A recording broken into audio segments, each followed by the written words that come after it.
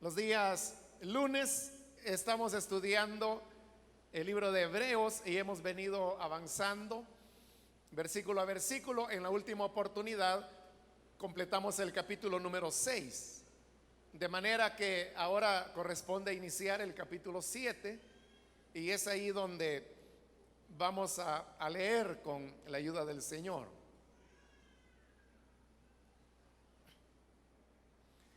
El libro de Hebreos capítulo 7, versículo 1 en adelante nos dice: este Melquisedec, rey de Salem y sacerdote del Dios Altísimo, salió al encuentro de Abraham,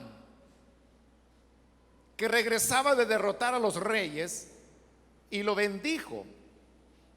Abraham, a su vez, le dio la 10ª parte de todo. El nombre Melquisedec significa, en primer lugar, rey de justicia y además rey de Salem, esto es, rey de paz. No tiene padre, ni madre, ni genealogía,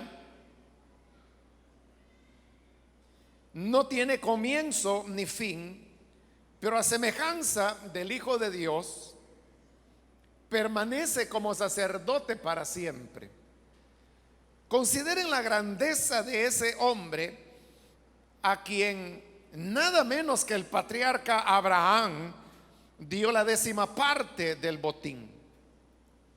Ahora bien, los descendientes de Leví que reciben el sacerdocio tienen por ley el mandato de cobrar los diezmos del pueblo, es decir, de sus hermanos, aunque estos también son descendientes de Abraham.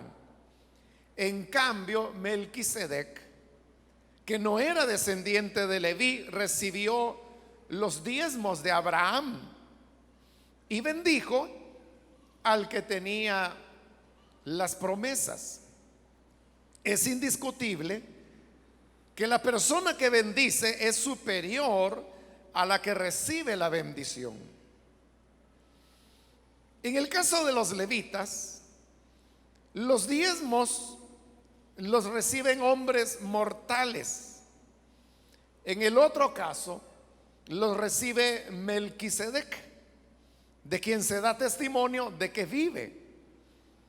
Hasta podría decirse que Leví, quien ahora recibe los diezmos, los pagó por medio de Abraham, ya que Leví estaba presente en su antepasado Abraham cuando Melquisedec le salió al encuentro. Amén. Hasta ahí dejamos la lectura. Pueden tomar sus asientos, por favor, hermanos. En el desarrollo de el estudio de este libro de Hebreos, hemos llegado, hermanos, a la sección que es la más larga del libro, en donde se desarrolla el tema del sacerdocio del Señor Jesús. Un tema que ya habíamos comenzado a ver desde el capítulo 5, pero que luego fue realmente hasta finales del capítulo 4. Y luego es interrumpido por la exhortación que nos hace este libro en cuanto al tema de la apostasía, lo cual ya lo cubrimos en su oportunidad, y que era un llamado para que cada uno de nosotros nos preocupáramos por avanzar en el conocimiento del Evangelio, que es la única garantía que tenemos en contra de caer en una situación de apostasía. Habiendo hecho esa advertencia, al final del capítulo 6 se volvía a hacer la mención del sacerdocio. Usted lo puede ver en el versículo 20 del capítulo 6, que es donde finalizamos en la última oportunidad. Dice que Jesús, como precursor, entró por nosotros en el verdadero lugar santísimo, llegando a ser sumo sacerdote para siempre según el orden de Melquisedec. Entonces ve que ahí el libro hace nuevamente la relación, reafirma que Jesús es un sumo sacerdote y dice que es sumo sacerdote según el orden de Melquisedec. Así llegamos al capítulo 7, donde hemos leído los primeros versículos, y acá es donde se va a continuar ahora desarrollando el tema del sumo sacerdocio del Señor. Él mencionó, como lo acabamos de leer al final del capítulo 6, que Jesús es un sumo sacerdote, pero es un sacerdote que pertenece a una orden, y esa orden es el orden de Melquisedec. Es decir, que en la Biblia usted va a encontrar dos órdenes sacerdotales. Hay una orden que es la orden aarónica, porque son los descendientes de Aarón, y que también podríamos decir que es el sacerdocio levítico. Entonces, ese es un orden sacerdotal. Pero hay otro orden que es el que está hablando acá, que es el orden de Melquisedec. ¿Qué significa esto de orden?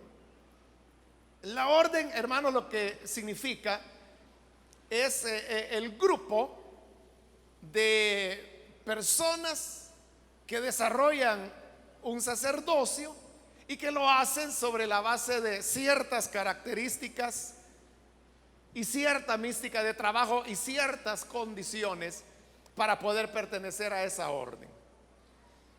Quizá la manera más fácil, hermanos, de entenderlo es con un ejemplo que nosotros tenemos a mano acá en nuestro continente latinoamericano, y es lo que vemos en la Iglesia Católica Romana.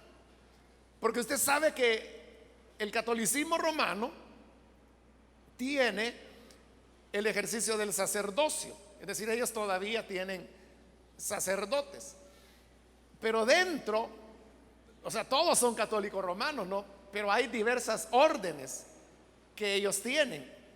Y así, por ejemplo, está la orden de los salesianos, está la orden de los josefinos, está la orden de los jesuitas.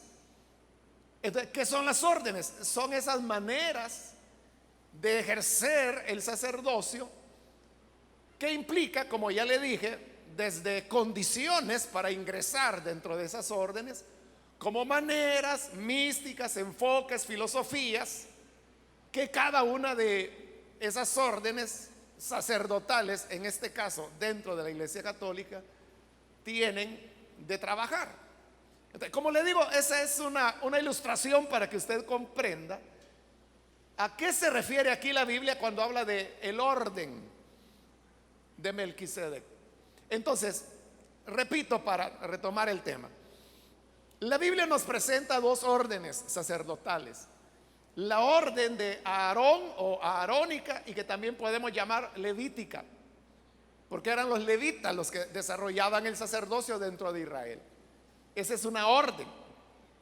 Pero la otra orden es la orden de Melquisedec.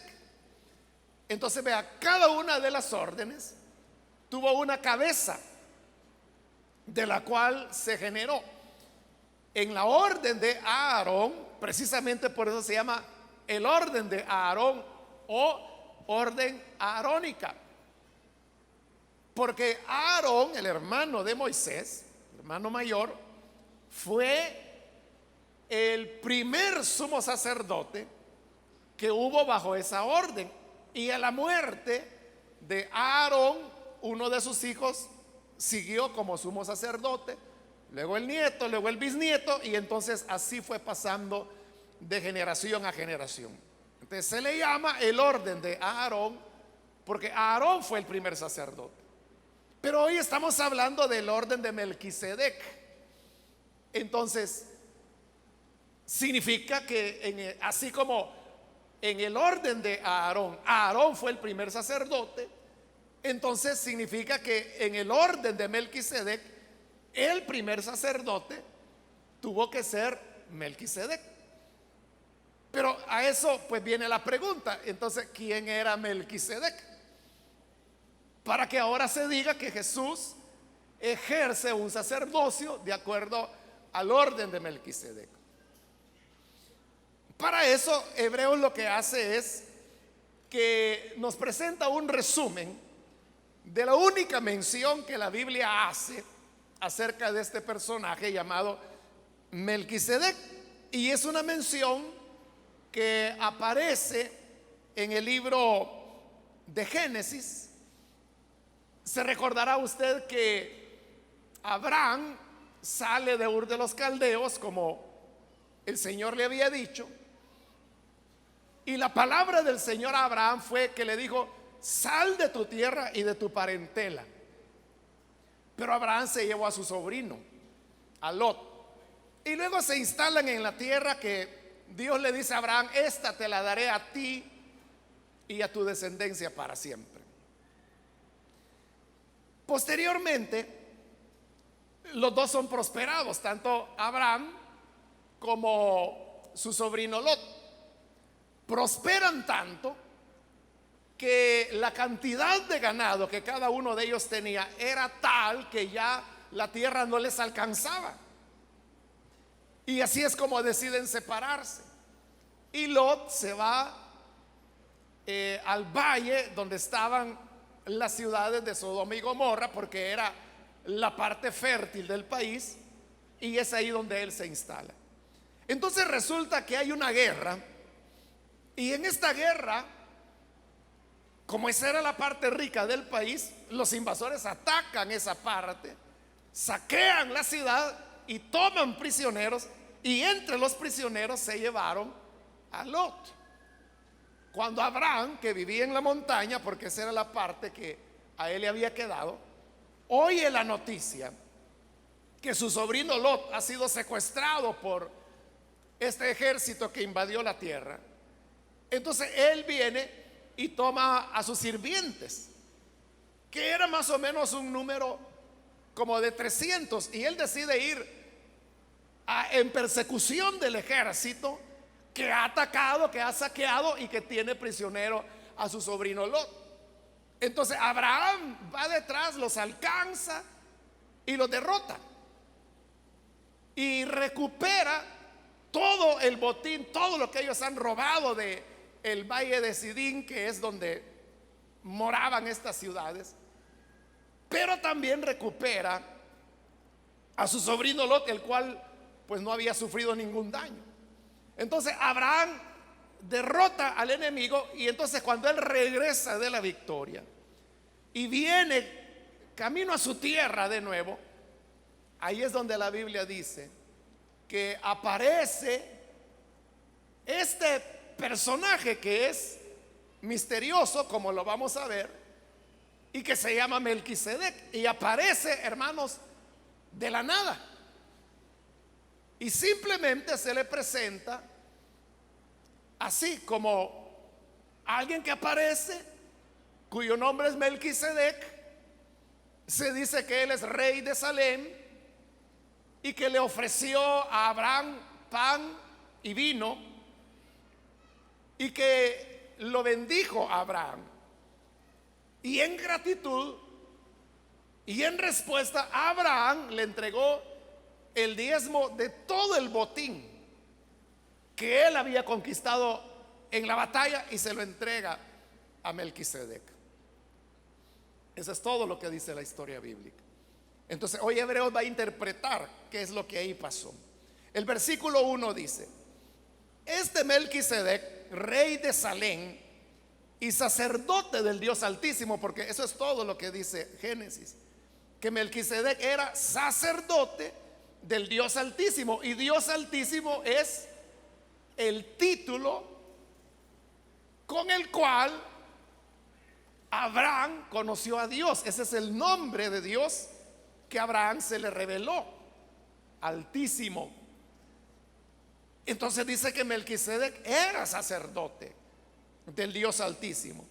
Sigo leyendo el versículo 1. Salió al encuentro de Abraham, que regresaba de derrotar a los reyes. y lo bendijo, como le acabo de explicar. Versículo 2. Abraham a su vez le dio la 10ª parte de todo. La 10ª parte es el diezmo. Pero aquí comienza ahora Hebreos a interpretar y a tratar de explicar quién era ese Melquisedec. Entonces dice, el nombre Melquisedec significa en primer lugar rey de justicia. Entonces vea, este personaje se llamaba Melquisedec porque Melquisedec lo que significa es rey de justicia. En la Biblia usted sabe que los nombres no se colocaban de manera antojadiza, o porque sonaban bonito, o porque la gente los veía en algún personaje de la televisión. Los nombres se le daban a las personas porque el nombre describía lo que la persona era. Y por eso es que conocer el nombre de una persona era conocer a esa persona. Y a veces era lo inverso. Conocer a la persona determinaba el nombre que recibía. Ejemplo de eso es el mismo Abraham, que de llamarse Abraham, Dios le cambia el nombre a Abraham, porque la persona ha cambiado, la naturaleza de Abraham cambió. Entonces, al decir que el nombre o el significado de Melquisedec era el rey de justicia, eso es descriptivo de su naturaleza. Entonces, Melquisedec era un rey de justicia. Si usted se pregunta quién era Melquisedec, entonces yo le animo a que usted lo descubra. Descubra quién era Melquisedec, descúbralo sobre la base de las interpretaciones que Hebreo está dando. Y aquí tiene ya la primera pista. La primera pista es que Melquisedec era el rey de justicia. Ahí tiene ya una primera pista. Eso es como cuando los niños juegan entre ellos a las adivinanzas. Y viene un niño y le pone al otro una adivinanza difícil y el otro no sabe cómo resolverla. Y le dice, dame una pista. Entonces viene el otro niño y le dice, bueno, comienza con la letra C. Ya le di una pista. Entonces ya el otro va trabajando. Entonces, lo mismo estamos haciendo. Adivine usted quién es Melquisedec. Pista número 1. Es rey de justicia. Pero no se preocupe que hay muchas pistas. Siempre el versículo 2 dice, y además, rey de Salem, porque así dice el relato de Génesis, que Melquisedec era rey de Salem y sacerdote del Dios Altísimo. Pero resulta que la palabra Salem lo que significa es paz.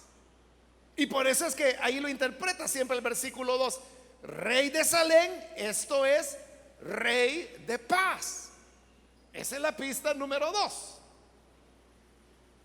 Que Melquisedec es rey de justicia y ahora es también rey de paz.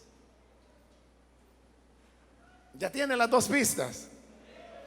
Bueno, algunos ya están adivinando, ¿verdad? Pero sigamos, dice el versículo 3. No tiene padre, ni madre, ni genealogía. ¿Por qué es importante esto?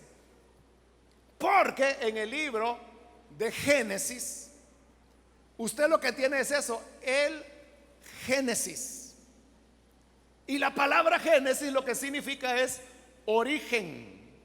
Porque ahí está el origen de los cielos y de la tierra, el origen de la raza humana, el origen de las naciones, el origen del lenguaje, las lenguas humanas, el origen de la ciudad, el origen de la agricultura, el origen de la siderurgia, el origen del arte, el origen de Israel. Todo eso ya lo estudiamos porque fue en un día miércoles que estudiamos el libro de Génesis. Hace ya ratos también, ¿verdad? Pero ya lo hicimos. Como se trata de el Génesis, de los orígenes, es un libro que tiene muchas genealogías. Y cada vez que se introduce un personaje importante, se presenta la genealogía de él. Se habla de Noé, se presenta la genealogía de Noé. De Adán no se da la genealogía porque él no la tuvo, es hijo de Dios. Dios lo creó. Pero sí está la genealogía de Enoc, de Noé, de Abraham. Y no solo la genealogía de los buenos, también de los malos. Porque ahí está todos los pueblos que se generaron a partir de Caín. Pero lo curioso es que cuando aparece Melquisedec, el cual aparece nada menos, como lo dice ahí, bendiciendo a Abraham. Y ya lo vamos a ver, que dice que siempre es el mayor el que bendice al menor. La persona que bendice es alguien que tiene que tener un privilegio, una posición espiritual, una prerrogativa que le permite bendecir al que es inferior. Entonces, si Melquisedec fue quien bendijo a Abraham, entonces Melquisedec es superior. Entonces, si en el relato de la escritura hay un personaje que es superior a Abraham, y si de Abraham se nos da la genealogía, con mucha más razón se nos tendría que dar la genealogía de Melquisedec. Pero no se nos dice, no aparece ninguna genealogía.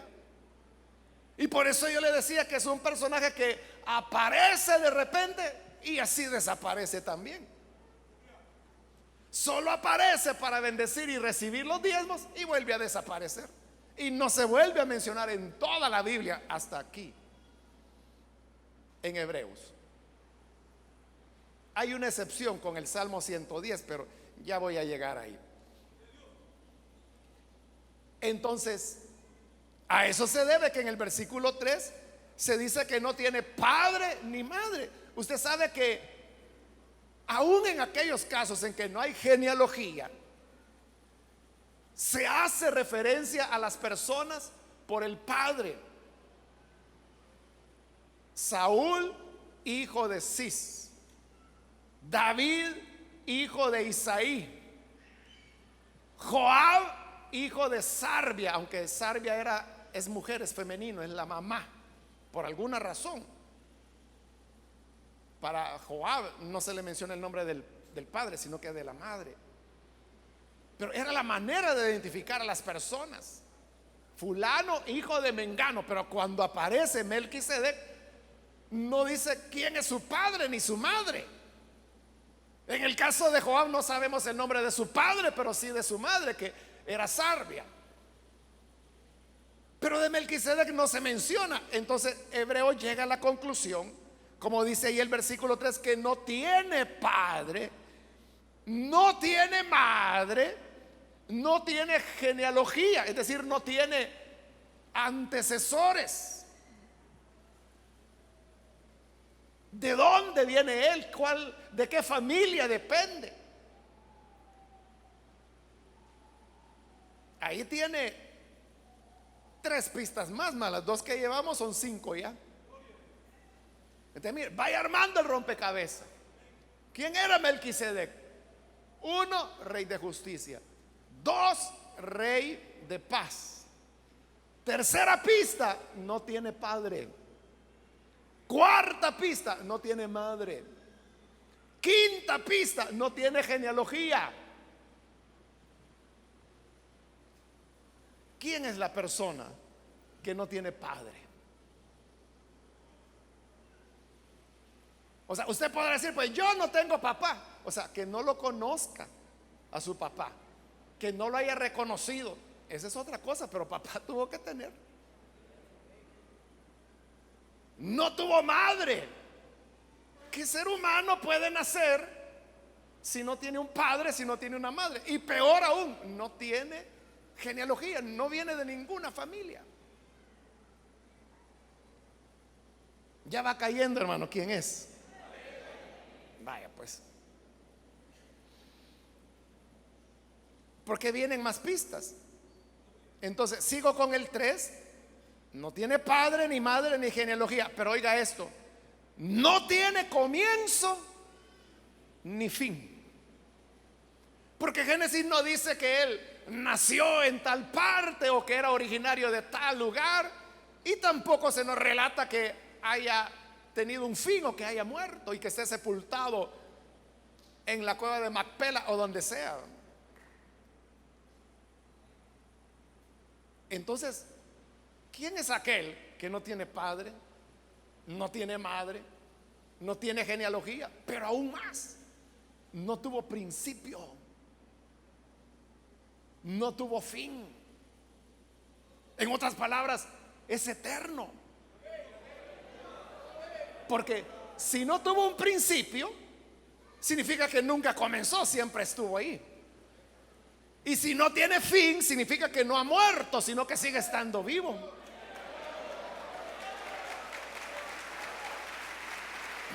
Así es.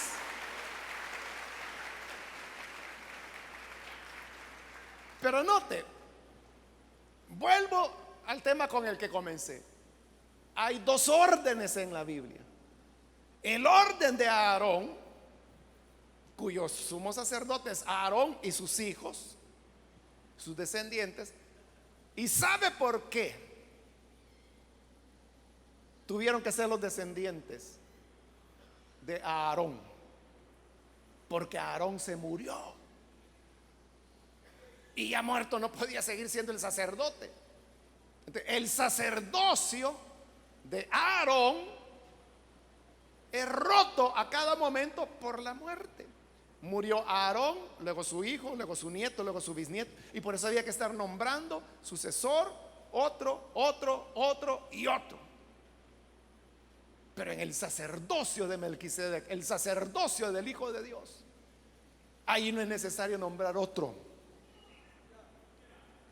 Porque Cristo no tiene principio ni fin de días.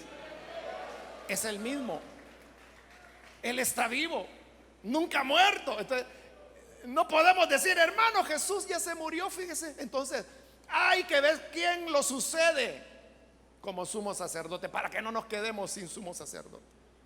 Jamás va a ocurrir eso, porque Él no muere jamás. Entonces, vea la diferencia. En el orden de Aarón, los sacerdotes mueren y por eso tienen sucesores, y son muchos sacerdotes. Pero en el sacerdocio del orden de Melquisedec, es el sacerdocio de una persona, que es Melquisedec, que es el Hijo de Dios, y no necesita sucesor, porque él permanece para siempre. Ojo, ¿verdad? Dos sacerdocios diferentes. Y note otro detalle más. En los dos sacerdocios, el reconocimiento de ese sacerdocio en ambos órdenes es la entrega de los diezmos. En el orden de Aarón, ya lo vamos a ver, el pueblo entregaba sus diezmos a los levitas, porque ellos eran los sacerdotes. Entonces, esa era la manera en que ellos reconocían que las bendiciones que tenían de Dios venían por la mediación y el ministerio de los levitas, que eran los sacerdotes. Pero en el orden de Melquisedec, que es un sacerdocio eterno que existía antes del de Aarón y que continúa después del de Aarón, porque el sacerdocio de acuerdo a Aarón ya fue clausurado junto con la ley, terminó. Pero el sacerdocio de Melquisedec continúa. Dentro de ese sacerdocio, ¿cómo hizo Abraham para agradecerle que le había dado la victoria sobre sus enemigos? Le entregó los diezmos. Entonces, téngalo aquí presente. Hay dos órdenes diferentes en la Biblia y ya vamos a ver que son diferentes: el orden de Aarón y el orden de Melquisedec. En ambos, la expresión de gratitud hacia el ejercicio del sacerdocio se expresa en que se entregan los diezmos voluntariamente. ¿Está claro eso? Vale, sigamos entonces con el versículo 4. El versículo 4 y lo que sigue tiene como propósito demostrar que el sacerdocio de Melquisedec es un sacerdocio superior al de Aarón. Por eso dice el 4: consideren la grandeza de este hombre, de Melquisedec, a quien nada menos que el patriarca Abraham dio la 10ª parte del botín, es decir, el diezmo del botín.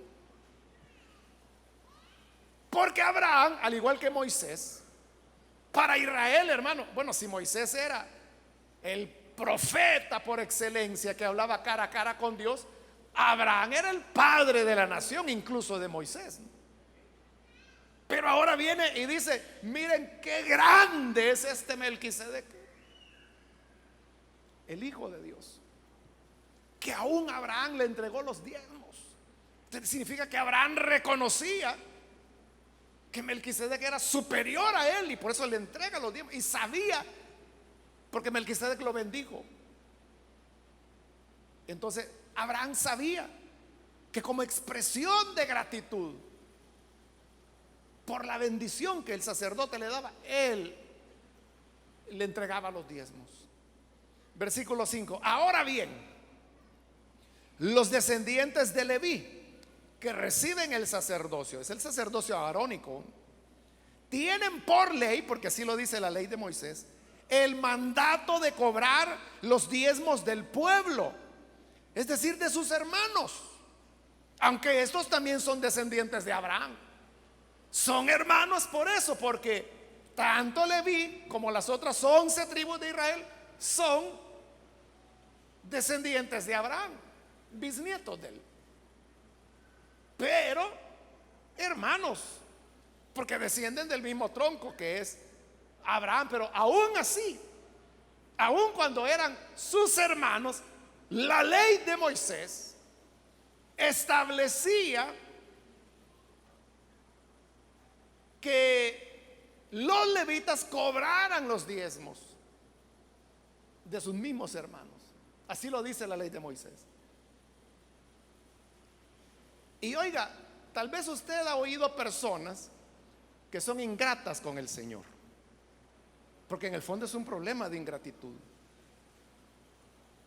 que como no son agradecidos con Dios, entonces dicen: no, mire, eso del diezmo era algo de la ley, eso era para Israel, eso no está en el Nuevo Testamento, entonces yo no voy a dar los diezmos. Y estamos viendo que el diezmo se entrega por gratitud. Pero mire, ellos tienen razón en este sentido. Tienen razón cuando dicen que los diezmos del orden de Leví o de Aarón, cuando ellos dicen era para Israel, era de la ley y se acabó cuando la ley fue clausurada, muy cierto. Eso es muy cierto. Pero el punto es que la iglesia cristiana no habla de los diezmos para el sacerdocio arónico o levita. Está hablando de diezmos de otro sacerdocio. Pero obviamente ellos encuentran una excusa estupenda, ¿verdad? O sea, allí lo dice claro. Dice, estoy en el 5: los descendientes de Leví reciben que reciben el sacerdocio tienen por ley Por ley. ¿Cuál ley? La ley de Moisés. La ley de Moisés es la que establecía que todos los israelitas tenían que entregar sus diezmos a los levitas, aun cuando eran sus mismos hermanos. Pero eso es bajo el sacerdocio arónico. Ya vamos a ver de cuál sacerdocio habla la iglesia. Versículo 6. En cambio, hoy va a hablar del otro sacerdocio. Melquisedec, que ya vimos quién es, ¿verdad? No era descendiente de Leví. ¿De qué tribu era descendiente el Señor Jesús? Ahí vamos a ver quién lee la Biblia. ¿A qué tribu pertenecía el Señor Jesús? Pasaron el examen. Pertenecía a la tribu de Judá. Por eso la Biblia le llama el león de Judá. El león de la tribu de Judá, porque él pertenece a la tribu de Judá.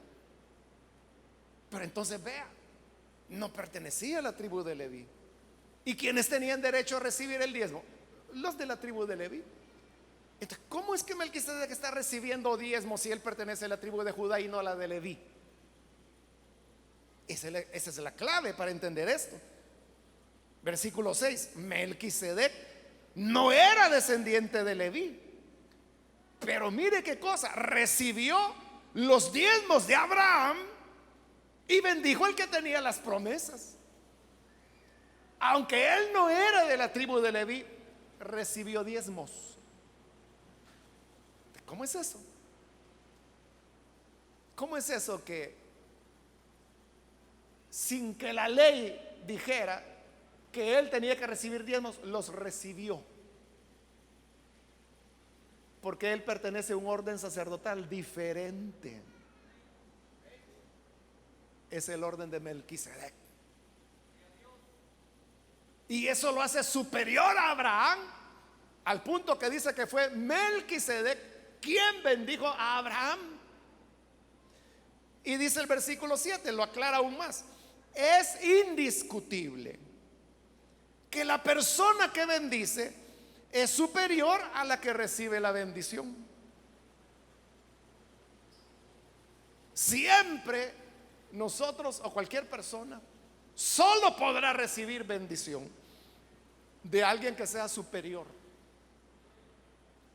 a él o a ella. Por eso, hermano, es un poquito de orgullo, porque usted sabe que hoy está de moda eso, ¿verdad? Que ahí anda alguna gente mero desubicada, ¿no? Y anda diciendo: yo te bendigo en el nombre de Jesús. O sea, yo no quiero que me bendigan esos fulanos. Yo quiero que Dios me bendiga. Amén, así es, ¿verdad?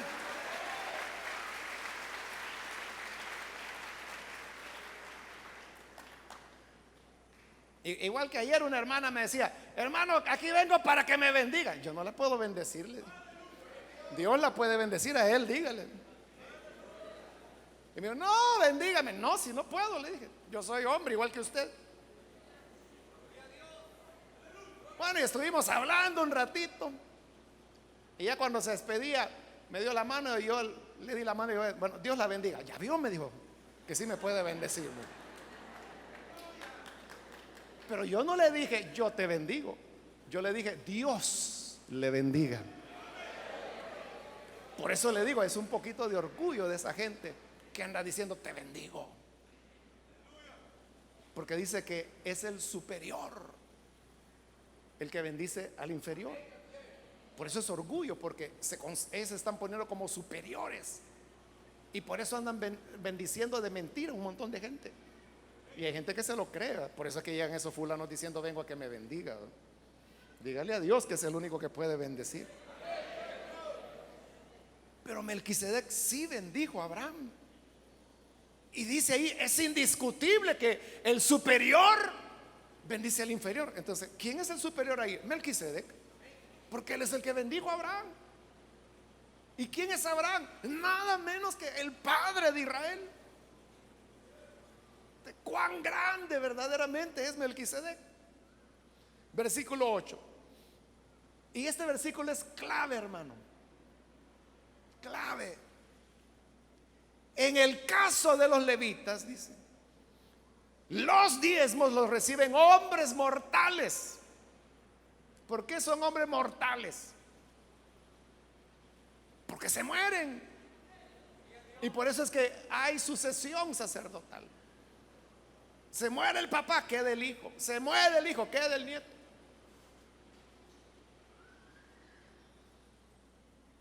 Se lo repito, el versículo 8. En el caso de los levitas, entonces está hablando del sacerdocio levítico o sacerdocio de Aarón, sacerdocio arónico, como usted lo quiera llamar. Está hablando de ese sacerdocio de la ley.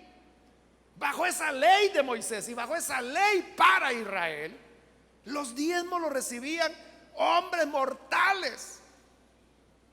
Pero, dice el versículo 8, en el otro caso, que es el sacerdocio de Aarón, de Melquisedec, en este caso lo recibe Melquisedec, de quien se da testimonio de que vive. Ahí está. Porque hay gente que dice, ¿a dónde dice el Nuevo Testamento que la iglesia tiene que diezmar? Hijito, Hebreos 7, 8, léalo. Ahí lo está diciendo claro. Recuerde que este libro fue escrito ya en la época de la iglesia. Pertenece a la segunda generación, aproximadamente año 80. Hasta ahí había muerto la primera generación. Estamos en pura iglesia, en pura gracia. Pero mire lo que dice. Los levitas reciben los diezmos hombres mortales. Pero en el otro caso, en el otro sacerdocio, los recibe. No está diciendo los recibió. Está diciendo los recibe, tiempo presente. Los está recibiendo Melquisedec, de quien se da testimonio de que vive. Entonces, cuando yo y usted entregamos nuestros diezmos, ¿a quién se los estamos entregando?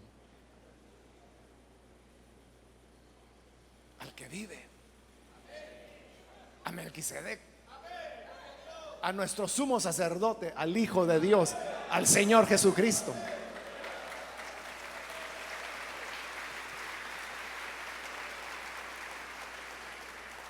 Y este es el Nuevo Testamento. Y son cristianos los que lo están escribiendo. Y son cristianos los que están diciendo que Melquisedec recibe, presente, recibe. Es decir, ellos diezmaban, iglesia cristiana, Nuevo Testamento, diezmando para Melquisedec.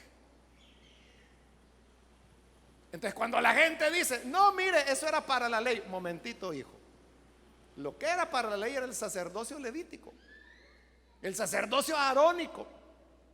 Eso sí pasó, eso era para Israel, eso terminó. Pero aquí estamos hablando de Melquisedec. Si no, véalo de esta otra manera. Cuando Abraham entregó los diezmos a Melquisedec, y recuerde que Jacob también diezmó, y obviamente se lo entregaba a Melquisedec. Abraham y todos los hombres que diezmaron, ¿lo hicieron por la ley o lo hicieron por gratitud a Melquisedec? Como Pablo en Gálatas lo explica y dice que faltaban 430 años, en la época de Abraham, faltaban 430 años para que el Señor diera la ley. Note, entonces, el diezmo no solo es de la ley. Que hubo bajo la ley, cierto. Que comenzó con la ley, cierto. Pero antes de eso, siglos, 430 años antes de eso, ya se diezmaba, pero a otro orden sacerdotal, que era el orden de Melquisedec, el que no tiene principio ni fin, y que ahí dice, se da testimonio de que vive y está vivo y es nuestro sumo sacerdote. Porque como más adelante lo vamos a ver en este mismo libro de Hebreos, al Hijo el Padre le dice, yo te he establecido como sacerdote para siempre, según el orden de Melquisedec. Abraham no diezmó bajo la ley. Jacob no diezmó bajo la ley. Él diezmó al sacerdocio de Melquisedec, al Hijo de Dios.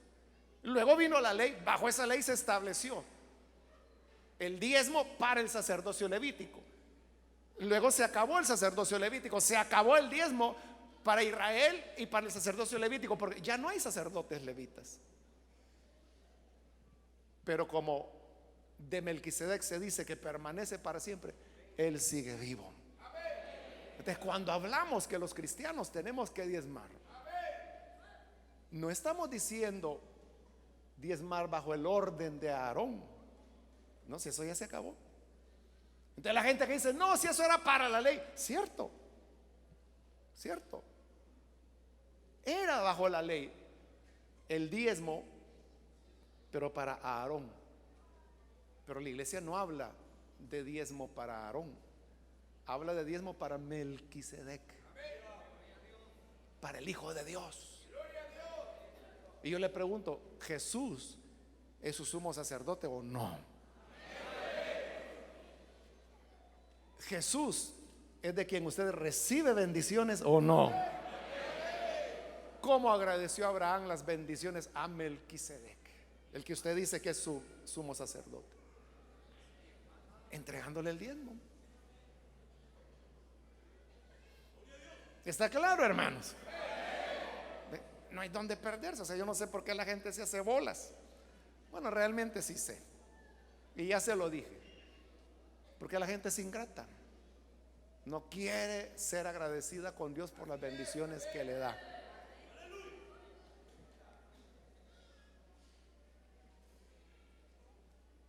Quiero decirle que por la misericordia de Dios, yo conocí a Jesús como mi Salvador hace 40 años.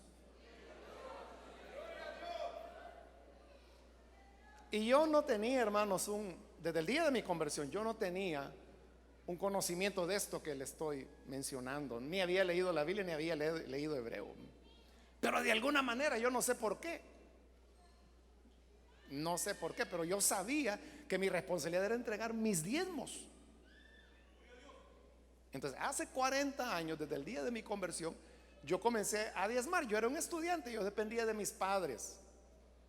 De mis padres, yo recibía 25 centavos de colón al día, de lunes a viernes, porque era 10 centavos para el pasaje de ida a estudiar y 10 centavos para el pasaje de regreso y 5 centavos para que comprara algo. Eso es lo que mis padres me daban. De eso yo apartaba el diezmo. De eso, de los 25 centavos que recibía. Claro, en 5 días era 1.25 de colón, ¿verdad? Entonces de ese 1.25 yo tomaba 13 centavos. Realmente son 12 centavos y medio, pero como no puedo partir el centavo, entonces yo daba los 13 centavos de diezmo en la iglesia al fin de semana. Y lo he hecho desde entonces, 40 años ya. Y le puedo testificar algo. En estos 40 años, yo no soy rico. Yo no soy millonario, mucho menos, ¿verdad? Pero le digo, nunca me he quedado sin comer. Siempre he tenido donde vivir, zapatos para calzarme, ropa que vestir. Mi hijo está terminando su carrera universitaria ya. Nunca me faltó, nunca me atrasé. Ni un mes, ni una mensualidad. Siempre con él acostumbraba yo a pagarle adelantado el colegio. Hasta que se graduó. Bueno, y en la universidad ya cambié porque pagaba todo el año de una vez, para no tener que estar con eso. Y también porque hacen un descuento. Sí, por pagar de una vez el año, ¿no? Pero lo que le quiero decir es que aquello que se necesita, Dios ha sido fiel. Y eso es lo que yo le he dicho. O sea, es mentira, hermano, cuando la gente dice: si tú entregas tus diezmos, el Señor te va a hacer millonario y vas a manejar un carro del año y vas a tener una mansión y vas a viajar por el mundo. Eso es mentira, eso no lo dice la Biblia. Pero lo que sí dice la Biblia es que Dios honra al que le honra. Eso es lo que dice la Biblia. Y lo que dice la palabra es que su hijo, su descendencia, no mendigará pan. Usted no va a andar pidiendo prestado, porque eso dice la Biblia: prestarás, pero tú no pedirás prestado. Entonces, yo le doy fe que por 40 años, con esto yo no le quiero decir que yo toda la vida he vivido en una vida tranquila y de comodidad. No, no ha sido así. Varias veces yo les he contado algo de cómo fue el principio de la vida ministerial. Yo lo que recibía de ayuda eran 200 colones, el equivalente a $11 de hoy, mensuales. Eso es lo que yo recibía. Yo recibía 200 colones de ayuda. ¿Y sabe cuánto pagaba de alquiler? 200 colones. Entonces, ¿cómo comía? Yo no lo sé, hasta el día de hoy no lo sé. O sea, porque no tenía que haber comido, ¿verdad? Recibía 200, pagaba 200 de alquiler. No me quedaba nada. Entonces, 200 menos 200 es cero, ¿verdad? Y creo que no se me ha olvidado la matemática. Es cero. Y así yo viví, hermanos, aproximadamente unos 3 años en esas condiciones. Nunca dejé de comer. Y si usted me pregunta: ¿y cómo hacía entonces para pagar? ¿Cómo hacía para comer? No sé, hermano. Sinceramente no sé. Y no solo comía, sino que venía todas las semanas aquí a San Salvador. Todos los miércoles venía y venía y venía. ¿Y cómo hacía yo para pagar el pasaje del bus? Que no es mucho, ¿verdad? Pero a tener cero. Y así fue. Ya le he contado que en la casita, porque yo no busqué la casita, fueron los hermanos de allá de Santa Ana que la buscaron. Y entonces, para que yo viera la casita más o menos bonita, ellas la pintaron antes que yo llegara. Entonces, cuando yo llegué, estaba recién pintada. Pero afortunadamente ellos dejaron los botes, los cumbos de pintura. Los dejaron en la sala. Y digo afortunadamente, porque yo no tenía muebles de sala. Entonces en los cumbitos nos sentábamos con los hermanos. Las reuniones de ancianos ahí las teníamos, en la salita de la casita, que con esos 200 colones rentaba. Entonces un cumbo para un anciano, el otro cumbo y el otro para mí. Y sentados en los cumbos ahí teníamos las reuniones de los ancianos. Fueron años después, hermanos, que yo pude ya comprar un comedor. Los muebles de sala me los regalaron. Compré una cama. Pude mandar a hacer otra librera. Y así, entonces lo que le quiero decir, hermano, es que no es que uno anda nadando en dinero, pero lo que sí le digo es que Dios es fiel. Dios es fiel.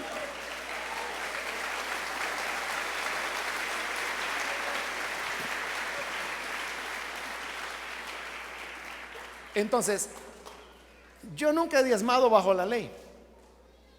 Y yo nunca he diezmado para sacerdotes levitas, porque ya ni hay. Yo mis diezmos, y los sigo entregando, hermanos. Los sigo entregando. Hago lo que Jacob dijo: de todo lo que me dieres, el diezmo apartaré para ti. Eso hago yo. Es lo primero que hago. Recibo la ayuda que me dan de la iglesia cada 15 días. Lo primero que hago es el diezmo. Y no solo es el diezmo, es mi ofrenda y es metro a metro. De una vez. O sea, yo no ando pensando si me va a alcanzar o no me va a alcanzar. Es lo primero. Pero le digo, nunca me han quitado la luz. Nunca me han suspendido un servicio. Nunca me han quitado el agua. Nunca me han echado de una casa por no pagar. Nunca. Nunca. Pero claro, uno también tiene que ser sabio y saber administrar. Porque usted sabe que hay gente que se vuelve loca, ¿verdad? Va y le pagan $300, lo que sea, y a la pizza a comer y piden para todo y vengan toda la familia, y solo ahí se gastaron $75 en una comida ya. O sea, así, por mucho que diezme, ¿verdad? Entonces no diezmamos porque estemos bajo la ley o porque apelemos a las escrituras del Antiguo Testamento. Apelamos a las escrituras del Nuevo Testamento, que dicen que nuestro sacerdote es el que vive para siempre. A él diezmó Abraham y a él diezmamos nosotros, antes y después de la ley. Abraham diezmó antes que hubiese ley, 430 años antes que hubiese ley. Nosotros 2000 años después de la ley seguimos diezmando a Melquisedec porque él vive para siempre. Amén. Con todo, hermano, esto no es obligación. Esto no es obligación. Igual que no es obligación orar. Si usted no quiere orar, no ore. Pero ¿quién va a ser el afectado? De igual manera, si usted no quiere diezmar, no lo haga. Así que nada en la obra de Dios es por obligación. Todo es por amor. No quiere hacerlo, no lo haga. Pero ¿quién va a ser el afectado? Ahí vienen llorando, hermano, mire, y no me pudieran dar una ayudadita de la iglesia. Es la misma gente que jamás ha dado un centavo aquí. La gente que más critica es la gente que menos ayuda. O ahí vienen, mire, hermano, y usted no tiene un amigo ahí en la embajada para que me consiga la visa. No, no tengo amigos. Si lo tuviera tampoco le ayudo, por desobediente. Pero quiero terminar ya. Versículo 9. Hasta podría decirse que Leví, quien ahora recibe los diezmos, lo pagó por medio de Abraham, ya que Leví estaba presente en su antepasado Abraham cuando Melquisedec le salió al encuentro. O sea, ahí está hablando de lo que se llama la doctrina de la imputación, que lo que el padre hizo se le imputa a los hijos. Leví fue bisnieto de Abraham. Entonces eso significa que Leví estaba en Abraham cuando Abraham le dio los diezmos a Melquisedec. Porque recuerde que lo que está demostrando es que el sacerdocio de Melquisedec es superior al de Aarón, al punto que Aarón mismo en su padre Abraham le pagó diezmos a Melquisedec. Es decir, que a Melquisedec todo mundo le dio diezmos, hasta Aarón, hasta los levitas. ¿Cuánto más no lo vamos a hacer nosotros? Así que si algún despistado y desconocedor de la Biblia le dice, ¿a dónde dice el Nuevo Testamento que hay que diezmar? Llévelo a Hebreos 7, versículo 8. Ahí está claro. En la NBI está aún más claro. En la Reina Valera está claro, pero en la NBI está más claro aún. Que lo lean. Y el que quiera ser agradecido con Dios, eso le es suficiente. Ahora, el que no quiera ser agradecido es como cuando Jesús sanó a los 10 leprosos. Sanó a los 10, pero solo uno vino a dar las gracias. Y el hombre ahí estaba, gracias Señor, gracias que me sanaste. Y lo peor que era samaritano. Y Jesús dijo, bueno, ¿y que no fueron 10 los sanados y los otros 9? Estos desgraciados brillan por su ausencia. Ingratos, ni gracias le fueron a dar al Señor. Nadie vino, dijo, a dar las gracias. Solo este, y este para colmo, samaritano. Entonces nosotros somos de los despreciados samaritanos, pero que somos agradecidos con el Señor. O somos de los ingratos que nos vamos a disfrutar de que Él nos sanó y ni nos acordamos de darle las gracias en la manera que Él quiere que le demos las gracias. ¿Y cómo Él quiere? Entregando nuestros diezmos. Vamos a orar, vamos a cerrar nuestros ojos. Padre, te damos las gracias por esta oportunidad que hemos tenido de recibir esta enseñanza, y a través de ella nos damos cuenta que tú, Señor, eres grande y bondadoso y que deseas bendecirnos. Hoy entendemos tu palabra, Señor, y nos damos cuenta que nosotros honramos un sacerdocio diferente al de la ley, diferente al de Aarón, diferente al de Leví, diferente al de Israel. Y es a ti, Señor, a tu Hijo, al Hijo de Dios, a quien honramos y a quien entregamos nuestros diezmos y ofrendas. Permítenos, Señor, ser fieles y mostrar gratitud, ser agradecidos contigo. Por Jesús nuestro Señor, gracias te damos. Amén y amén. Amén, bendito sea Dios. Hoy sí les fallé, hermanos, porque siempre